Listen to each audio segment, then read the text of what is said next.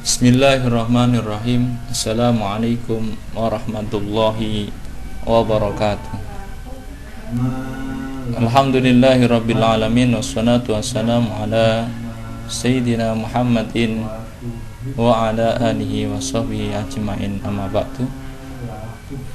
Alhamdulillah, pada kesempatan kali ini kita masih bisa membahas kitab Safinatun Najah. Kita akan membahas pada kesempatan kali ini tentang contoh atau gambaran-gambaran sholat jamaah atau posisi imam dan makmum. Itu ada 9 posisi. Dari 9 posisi itu 5 dianggap sah, yang 4 dianggap tidak sah. Apa saja? Faslun suwarul qudwati tis'un. Gambaran orang bermakmum atau melakukan sholat jamaah itu ada 9. Itu tis'un, ada 9. Tasihus sah bi khamsin, dari 5 sah. 5 dari 9 itu dianggap sah. Siapa saja 5 yang dianggap sah itu? Pertama adalah qudwatu rajulin bi rajulin. Makmumnya seorang laki-laki dengan orang laki-laki itu dianggap sah. Yang kedua wa qudwatu mra'atin bi rajulin. Makmumnya seorang perempuan dengan laki-laki itu sah. Wa qudwatu khunsa, dan makmumnya seorang bencong birojulin, dengan orang laki-laki. Bencong di sini yang dimaksud adalah orang laki-laki yang mempunyai sifat keperempuanan, bukan yang di jalan-jalan. Itu kalau itu mah enggak sholat. Yang keempat wa qudwatu mra'atin bi khunsa. Makmumnya seorang perempuan kepada orang yang bencong, sah. Yang kelima wa qudwatu mra'atin bi mra'atin, dan makmumnya seorang perempuan pada orang perempuan, ini juga sah. Itu 5 dari 9 yang dianggap sah. Lalu sisanya dianggap tidak sah. Seperti apa yang tidak sah ini? Yang pertama adalah qudwatu rajulin bimra'atin. Makmumnya seorang laki-laki kepada seorang wanita, itu tidak sah, siapapun wanita itu. Yang kedua wa qudwatu rajulin bi khunsa.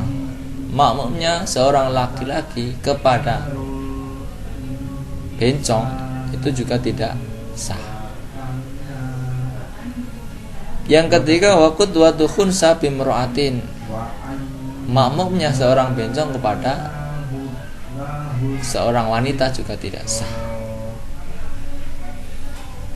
Yang keempat wa qudwatu khunsa bi khunsa. Sesama bencong, misalnya gitu, satunya jadi imam juga tidak sah. Jadi ada 9 kondisi antara imam dan makmum. 5 kondisi dianggap sah dan 4 kondisi tidak dianggap sah. Pembahasan berikutnya kita akan membahas tentang syarat-syarat jamak takdim.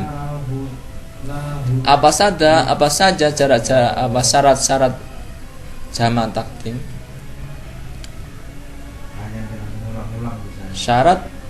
Syarat jamak takdim itu ada 4. Yang pertama al-bada'atu bil ula. Yang pertama dimulai dengan sholat yang pertama.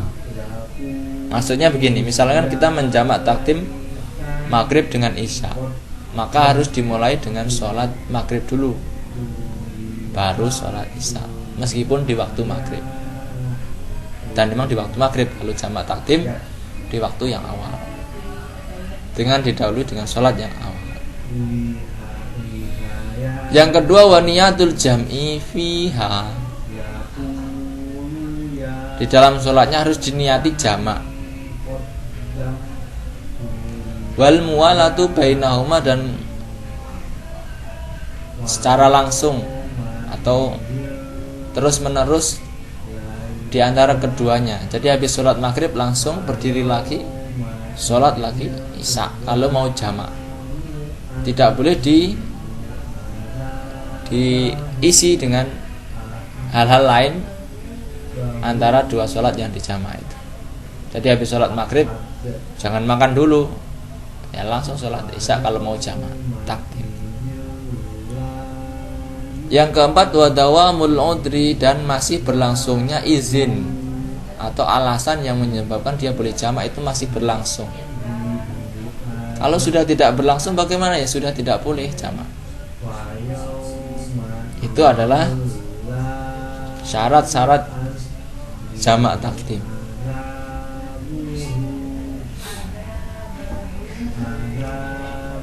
Lalu bagaimana syarat-syarat jamak takhir?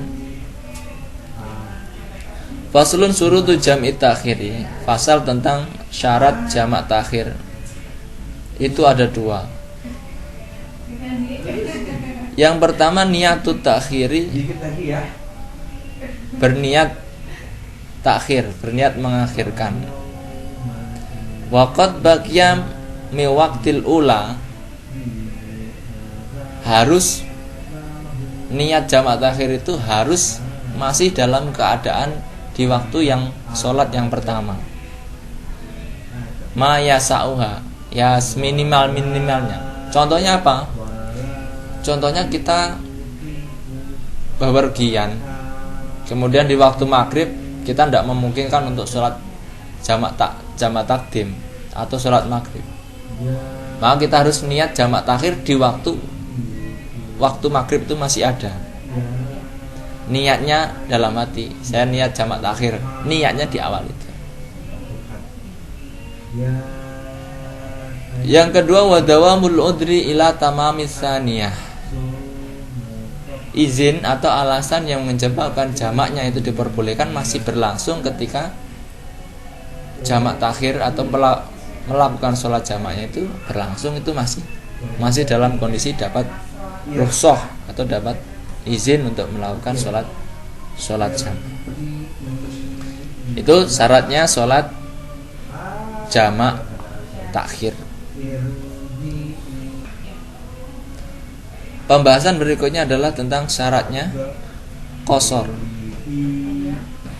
Ada berapa syaratnya qashar? Surutul qasri, syarat-syarat qashar itu sab'atun, ada 6. Apa saja? Yang pertama ayyakuna safaruhu marhalatain, safarnya, bepergiannya harus sejauh 2 marhalah. 2 marhalah itu berapa? Kalau disesuaikan dengan ukuran sekarang sekitar 80 kilometer. Wa yakuna mubahan, dan safarnya ini safar yang mubah, bukan maksiat. Kalau safar maksiat, mau nonton Lady Gaga misalnya, itu enggak ada rukhsah untuk qashar. Yang ketiga wal ilmu, dan mengetahui bijawazil qasri, mengetahui bolehnya melakukan qashar. Itu yang ketiga. Yang keempat wa niyatul qasri, dan niat qashar indal ikhrami, dalam atau pada saat takbiratul ihram, atau pada saat dia melakukan ihram. Misalnya dia haji, karena ketika haji di Mina atau di Arafah itu disunahkan untuk qashar, jamak qashar. Yang kelima wa antakuna as-sholatu rubaiyatan, Yang bisa dikosor hanya sholat-sholat yang 4 rakaat.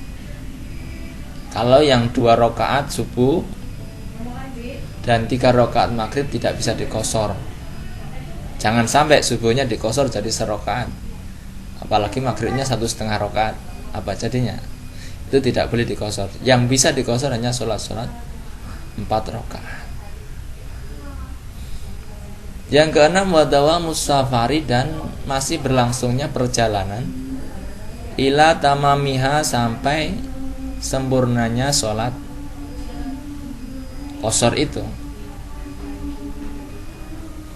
Yang ketiga, wa alla yaqtadiya, dan tidak bermakmum bimutimin, dengan orang yang sholat lengkap. Jadi nggak boleh kita bermakmum pada orang yang sholatnya lengkap kalau kita sedang qasar. Bijus min sholatihi, dari sebagian sholatnya. Misalnya ada orang sholat zuhur 4 rakaat, kita mau qasar, tiba-tiba kita ngikutin rakaat ketiganya orang yang sholatnya lengkap itu hingga rakaat keempat, maka itu tidak diperkenankan. Itu tidak boleh bagi orang yang melakukan qasar. Tidak boleh makmum atau mengambil imam pada orang yang melakukan sholat dengan sempurna. Selanjutnya kita akan membahas tentang syarat-syarat Jumat. Syarat-syarat Jumat ada berapa? Syurutul Jum'ati, syarat-syarat Jumat itu ada sitatun, ada 6. Yang pertama, antakuna kulluha fi waqtid dhuhr. Syaratnya yang pertama berada di waktu zuhur. Terserah mau jam berapa, yang penting masih dalam waktu zuhur, maka Jumatan diperbolehkan. Umumnya sholat Jumat dilakukan di awal waktu sholat zuhur.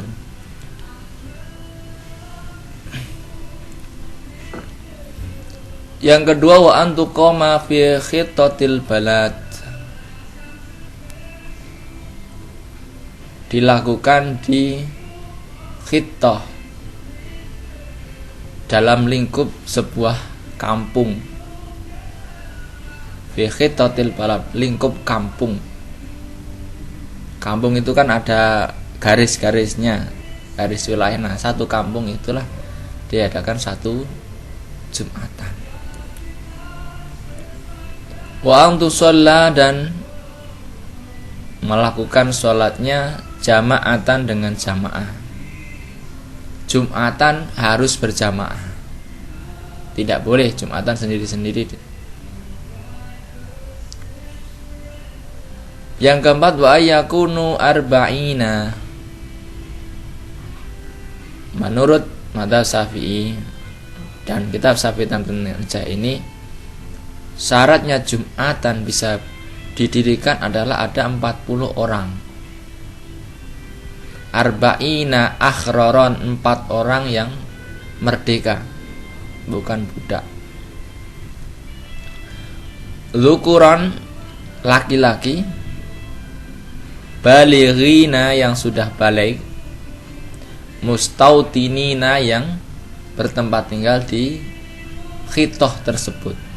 Jadi syarat minimalnya adalah 40 orang yang balik, laki-laki, yang bertempat tinggal di situ.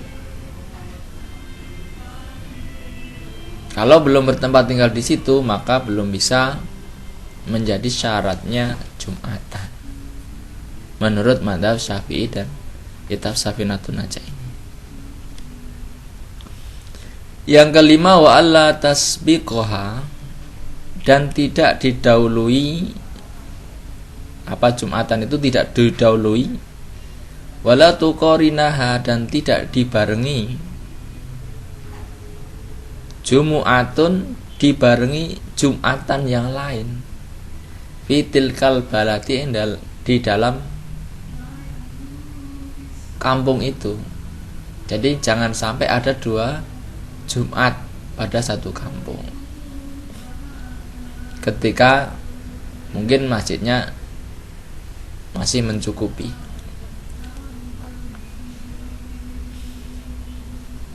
Yang keenam, ayat taqaddamaha, dan harus didahului oleh khutbatani, 2 khutbah. Sholat Jumat itu harus didahului oleh 2 khutbah. Khutbahnya sebelum sholat. Itu adalah syarat dari Jumat. Jadi syarat Jumat ada 6. Yang pertama, dilakukan di waktu zuhur. Yang kedua, dilakukan di lingkup sebuah kampung atau kota. Wa an tusalla jama'atan, dan dilakukan dengan cara berjamaah. Yang keempat, harus memenuhi 40 orang merdeka laki-laki yang sudah balik yang bertempat tinggal. Yang kelima, wa alla tasbiqoha, dan tidak didahului atau dibarengi dengan Jumatan yang lain pada kampung yang sama. Yang keenam, wa ayyataqaddamaha khutbatan, harus didahului dengan 2 khutbah. Itu adalah syaratnya Jumat. Pembahasan berikutnya tentang rukun khutbah atau rukun khutbatain. Rukun dalam 2 khutbah. Ada berapa itu? Khamsatun, ada 6. Yang pertama, hamdan lillah atau hamdalah, membaca alhamdulillah. Wassalatu ala nabi, dan membaca sholawat atas Nabi.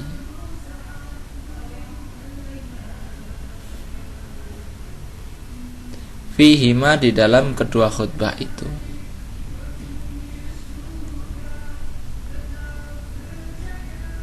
Wal wasiyatu, dan berwasiat. Bitaqwa, wasiat untuk bertakwa. Fihima, di dalam 2 khutbah tersebut.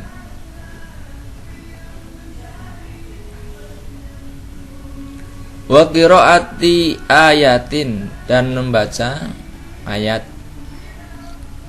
Minal Qur'ani, dari Al-Qur'an, membaca sebagian ayat-ayat Al-Qur'an. Fi ihdahuma, di dalam salah satu khutbah itu. Wa du'a, dan doa. Lil mu'minina wal mu'minat, bagi orang mukmin dan mukminat. Mendoakan orang mukmin dan mukminat ini termasuk dari rukun khutbah.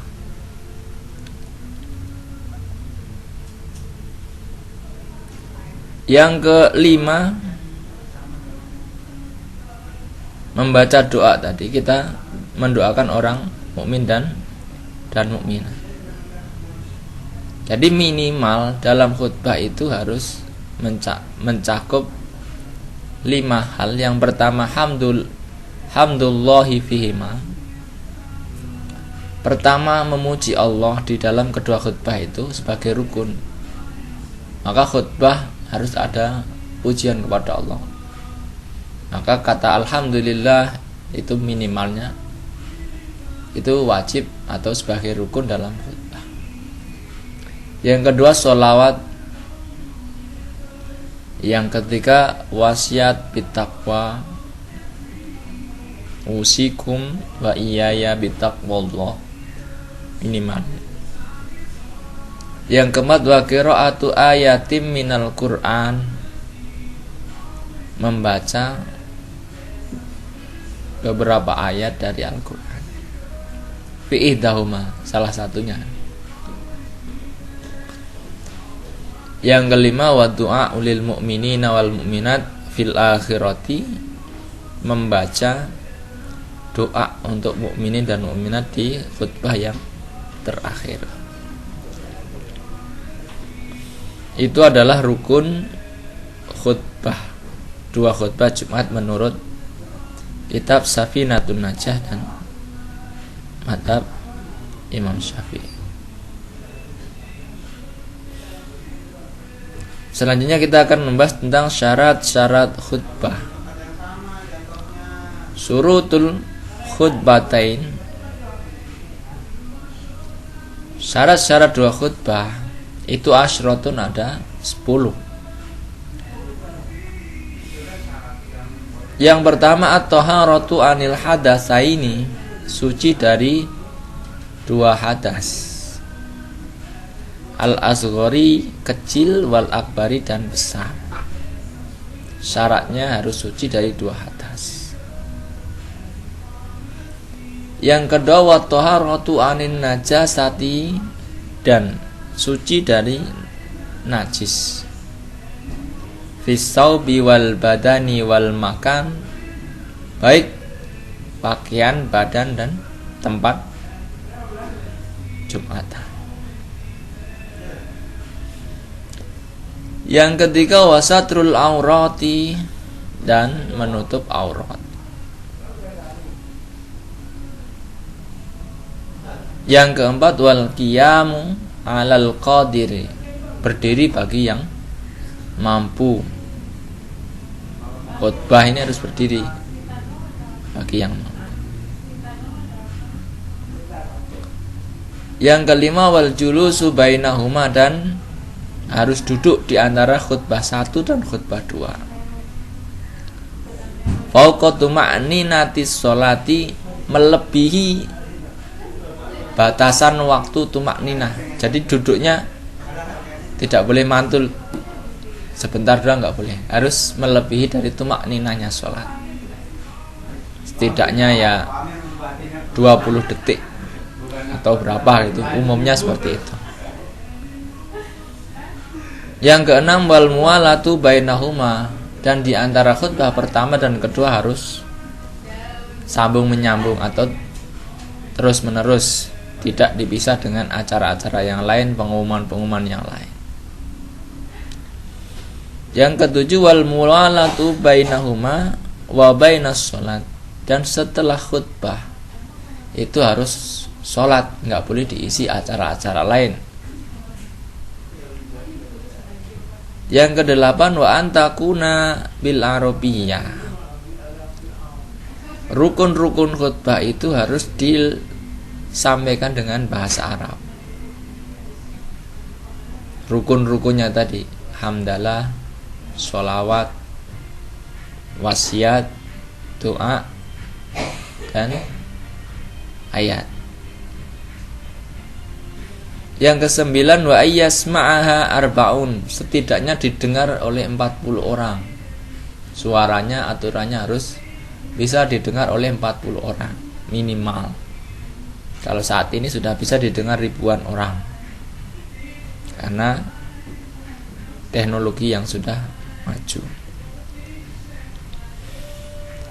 Yang ke-10 antakuna kulluha di waktu dhuhri, harus dalam waktu zuhur. Jadi jangan sampai separuhnya di waktu asar, karena khutbahnya terlalu panjang hingga 3 jam. Sholatnya di waktu asar nggak boleh. Itu adalah hal-hal yang berkaitan dengan sholat Jumat. Kita akan bahas beberapa hal, pembahasan yang lain pada kesempatan berikutnya. Akhirul kalam, billahi taufiq wal hidayah. Assalamualaikum warahmatullahi wabarakatuh.